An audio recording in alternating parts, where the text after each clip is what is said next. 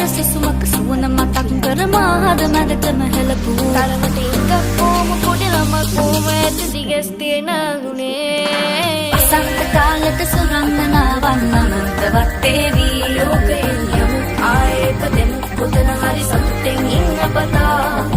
එපා කියත්තේ බලහත්කාරෙන් යහනට කඩාවදී මගේ ජීවිතේ රැවන මතු බවේ ආයෙමත් නවන